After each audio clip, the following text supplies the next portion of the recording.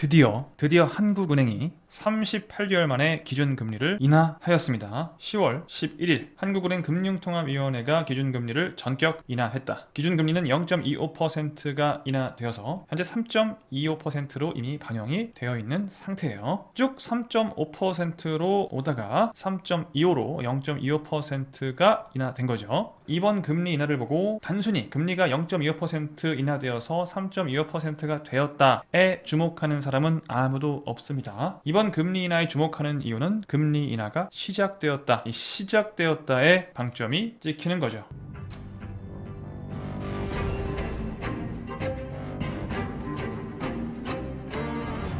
네, 안녕하세요. 모두의 부동산입니다. 얼마 전에 미국의 기준금리 인하 소식을 전해드리고 얼마 안 됐죠? 한 달도 안 됐는데 한국은행이 결국 기준금리를 인하했어요. 많은 분들이 기사를 보셨죠? 이런 결정을 내리는 데 있어서는 세 가지 정도의 상황이 힘을 실어줄 수 있었을 것 같은데, 첫 번째는 미국이 금리를 먼저 내렸다는 거, 가장 중요한 부분이죠. 미국이 안 내리는데 우리가 내리긴 좀 힘드니까. 그 다음에 지금 경제가 역성장하고 있다는 거, 세 번째 물가가 어느 정도는 안정이 됐다는 지표가 나오고 있다는 거, 이 세 가지 정도를 보고 금리 인하해도 되겠어, 금리 내린 거예요. 자, 기사에도 보면 하늘이 금리 인하를 결정한 데에는 수도권 집값과 가계부채 불안에도 경기 둔화와 물가 안정세를 우선 고려한 것으로 보인다. 우리나라의 GDP가 1분기보다 0.2% 뒷걸음질 쳤어요. 이게 GDP는 뒷걸음질을 치면 안 되거든요. GDP는 얼마나 빠르게 성장하냐, 지금 100이면 언제 101이 되고 언제 102가 되느냐가 항상 문제여야지, 이게 줄어들어서 90이 되면 안 된다고요. 일시적으로 그런 현상이 있었다는 거고, 성장도 아니죠. 경제 역성장, 경제 성장 둔화를 넘어서 경제 역성장을 보이다 보니 어떻게 보면 가장 중요한 지표죠. 경제 성장. 이보다 중요한 건 없거든요. 요걸 좀 빨리 해결을 해야 되겠다. 다시 역성장에서 성장으로 바꾸어 놓아야 할 필요가 굉장히 커졌고요. 자, 그리고 물가 상승률이 1%대 진입했어요. 전에 막 5%, 6% 하던 게, 여러분 뉴스 보실 때마다 5%입니다, 6%입니다, 4%대입니다 하던 게 지금 1%대에 진입을 했기 때문에 정확히 1.6%, 3년 7개월 만에 가장 낮은 물가 상승률을 기록했다. 즉 물가가 상당히 안정이 됐다. 여러분이 느끼는 물가는 안정적이지 않을 수 있지만 통계적으로 나오는 물가는 상당히 안정이 됐다라는 지표가 나오면서 이 정도면, 미국도 이 물가 잡히니까 금리 내렸잖아요. 우리도 물가 잡혔어, 금리 내려도 괜찮을 것 같아 라고 판단을 할 만한 요소들이 많이 있었다는 거죠. 사실 배경을 보면 금리 인하를 할 수밖에 없는 상황이긴 한데, 금리 인하에 대한 여론이 안 좋잖아요. 인하하겠다고 하면은 굉장히 반대하시는 분들이 많고, 그 반대하는 이유는 보통 집값 때문이죠. 부동산 가격을 좀 불안정하게 만들 수 있다는 점 때문에 보통 금리 인하를 반대를 하시는데, 한국은행 입장에서는 집값보다 중요한 부분들이 이렇게 많이 있을 겁니다. 특히 경제 역성장 같은 경우에는 매우 중요한 부분이고요.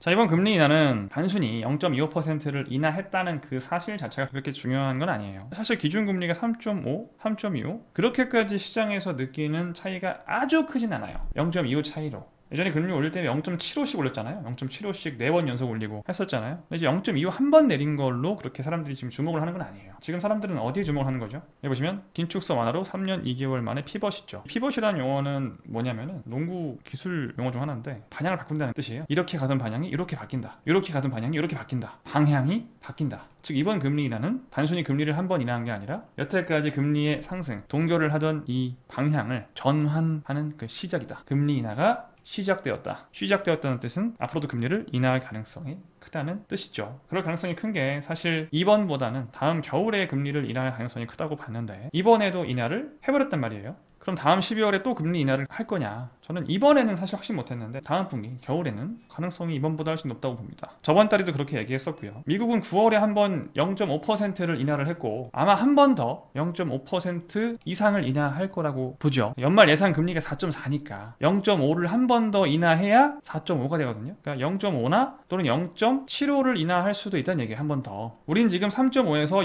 0.25를 인하해서 3.25가 됐는데, 여기서 아마도 0.25를 한 번 더 인하하지 않을까. 0.5%를 인하할 것 같지는 않고요. 0.25%를 인하할 가능성은 저는 매우 높다고 봅니다. 대략적으로 미국이 0.5 정도를 인하할 때 한국은 0.25 정도를 인하하면서 따라가는 자세를 취할 거라고 생각을 해요. 왜냐하면 여태까지 계속 그래 왔으니까요. 대한민국의 금리는 미국이 올리면, 파란색이 미국이에요, 미국이 올리면 같이 올라갑니다. 다만 좀 덜 올라가죠. 미국이 내리면 같이 내려가요. 다만 좀 덜 내려가죠. 다시 미국이 올리면 올라가지만 좀 덜 올라가죠. 이번에도 마찬가지일 거예요. 한국은 미국보다 항상 덜 올리고 덜 내립니다. 금리를. 다만 미국이 올리면 한국도 올립니다. 덜 올릴 뿐 올려요. 미국이 내리면 한국도 내립니다. 덜 내릴 뿐 내리는 건 맞아요. 지금도 그렇게 하고 있고 올 겨울에도 그렇게 할 가능성이 크다는 거예요.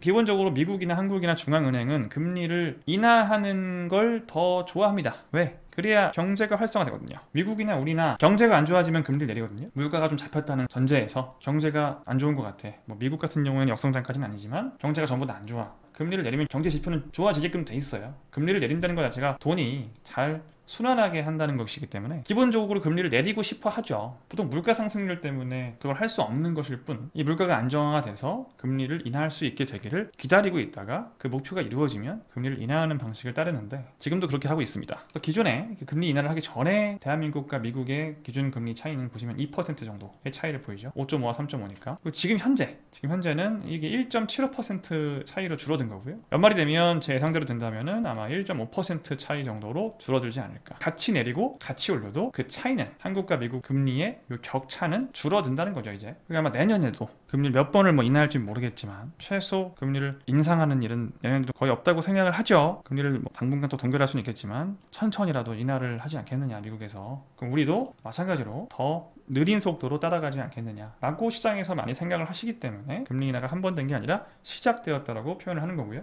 이런 금리의 지속적인 인하가 이루어진다면 이게 집값에 미치는 영향은 뭐냐가 사실 저희 채널을 보시는 분들은 가장 궁금한 점이겠죠. 그리고 사실 어느 정도는 마음속에 나름대로의 답을 내리신 분들이 많으실 거예요. 일단 집값이 어떻게 된다를 먼저 결론을 내리기 전에 금리의 인하는 필연적으로 유동성의 증가에 도움을 주죠. 금리의 인하는 심지어 유동성의 증가와 같은 표현처럼 쓰기도 하거든요. 2022년에 모두의 부동산이 금리가 대폭 인상될 때 0.75%씩 미친 듯이 올라갈 때, 그때 금리의 인상은 자산 가격의 하락으로 이어질 가능성이 크다고 방송을 했던 것처럼 똑같은 이유예요. 금리가 인상되면 이건 유동성의 감소로 이어지니까요. 물론 유동성이라는 게 금리에 의해서만 결정되진 않아요. 기본적으로 유동성은 계속 증가하는 방향으로 가거든요. 꾸준히 증가를 해요. 다만 더 폭발적으로 증가하는 구간이 있고 잠시 하락하는 구간이 있을 수 있죠. 이때가 이제 2022년, 23년 우리 부동산의 암흑기죠. 이 유동성 감소가 일어난 이유는 이제 급격한 금리의 인상 덕분이었고요. 그 전에 유동성의 엄청난 증가에 비해서는 이 유동성의 하락폭이 그렇게 크진 않았었어요. 왜? 기본적으로 화폐를 찍어내기 때문이죠.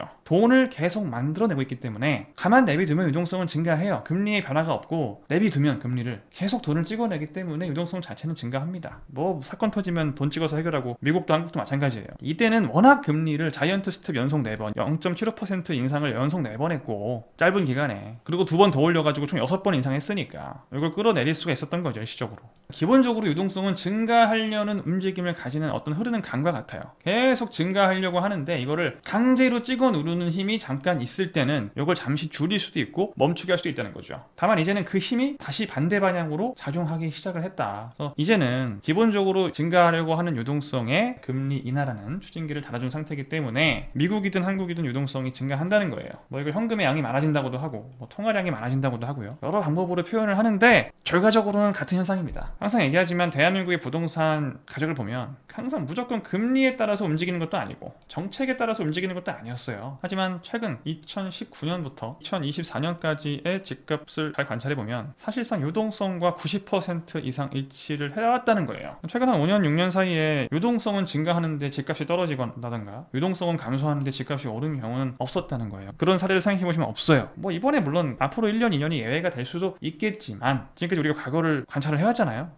일단 유동성은 증가할 수밖에 없겠구나. 그래서 이렇게 두면 이 유동성이 폭발적으로 증가할 게 지금 뻔하고 이건 이제 거의 집값 상승으로 이어질 가능성이 매우 높다 보니 정부에서 지금 뭐 하고 있죠? 유동성이 급격한 증가를 좀 막아보기 위해서 하고 있는 건 대출 금지예요. 이제 주담대나 전세 대출에 규제를 걸고 있죠. 유동성은 증가하는 걸 막을 수는 없어요. 현금의 양도 늘어나고 금리도 인하되다 보니까 유동성이 증가하는 걸 막을 수 없는데 그 유동성이 주택 말고 다른 데로 좀 흘러갔으면 좋겠다라고 생각해서 하고 있는 정책들이 대출 금지죠. 주담대와 전세 대출을 아직까지는 그렇게 다 막고 있는 건 아니지만 다주택을 하려고 하는 사람들에 한해서 많이 규제가 걸리고 있기 때문에 이 대출 금지로 이 유동성 증가를 어디까지 막아낼 수 있을지를 우리가 보면 될 것 같아요. 저는 지금 하고 있는 대출 규제 정도의 수준으로는 이 유동성 증가가 부동산으로 흘러 들어가는 걸 완벽히 충분히 통제하기는 좀 어렵다고 보는 입장인데, 앞으로 더 강력한 대출 규제가 나올지도 한번 우리가 잘 관찰해야 하는 부분이겠죠. 그리고 누누이 얘기하지만 앞으로는 2020년부터 2023년까지의 미친 폭등이나 미친 폭락이 있을 가능성은 별로 없거든요. 유동성이 증가해서 집값이 오를 수도 있고 뭐 떨어질 수도 있지만 그 폭은 과거 몇 년처럼 그렇게 아주 클 것 같진 않다, 항상 얘기하는 거죠. 그래서 대부분의 부동산은 이제 투자 대상이라기보다는 우리가 현금 가치를 방어하는 정도의 선으로 삼고, 정말 내가 투자를 하려는 목적이 있다면 과거보다는 우수한 투자 물건을 골라내는 눈이 훨씬 더 중요해지고 있다는 점을 다시 한번 강조하면서, 그리고 항상 기준금리는 어떻게 변화하는지, 더 인하를 하는지 갑자기 더 동결이 되는지를 반드시 여러분이 스스로 관찰하시라는 조언을 남겨드리면서 이번 영상을 마칩니다. 여러분 다음 시간에 만나요. 안녕.